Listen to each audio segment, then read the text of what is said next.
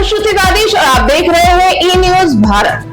कान्हा की नगरी वृंदावन, जहां हर गली में भक्ति बसती है, जहां हर कदम पर राधे राधे की गूंज सुनाई देती है, वहीं आज उसी पावन धरती से ऐसी खबर आई है जिसने हर किसी का दिल दहला दिया है।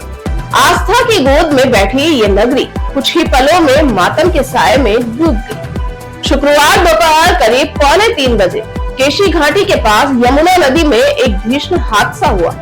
श्रद्धालुओं से भरी एक मोटर बोट जो यमुना की लहरों पर सैर कर रही थी, अचानक संतुलन खो बैठी और देखते ही देखते पलट गई। कुछ सेकंड पहले तक जहां हंसी, भजन और श्रद्धा का माहौल था, वहीं अगले ही पल चीख पुकार, डर और मौत का सन्नाटा छा गया।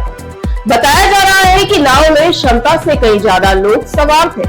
जैसे ही नाव ने संतुलन खोया, लोग एक दूसरे पर गिरने लगे और फिर पूरी नाव यमुना के गहरे पानी में पलट गई। कई श्रद्धालु तैरना नहीं जानते थे।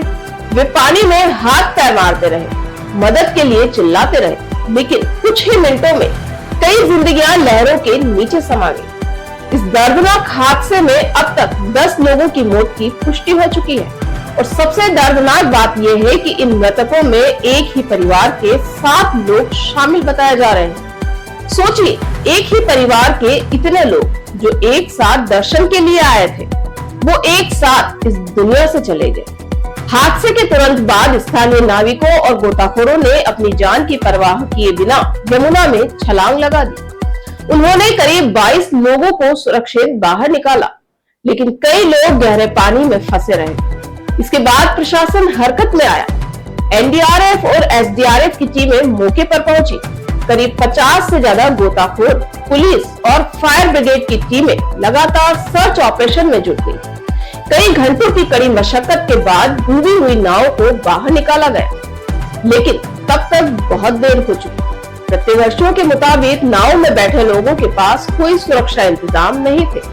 न तो लाइफ जैकेट थी, न ही किसी तरह की सुरक्षा गाइडलाइन का पालन किया जा रहा था। सवाल यही उठता है कि आखिर इतनी बड़ी लापरवाही कैसे होगी? क्या किसी ने ये नहीं देखा कि नाव में क्षमता से ज्यादा लोग बैठाए जा रहे हैं? क्या प्रशासन को इसकी जानकारी नहीं थी या फिर आंखें मूंद ली गई थी?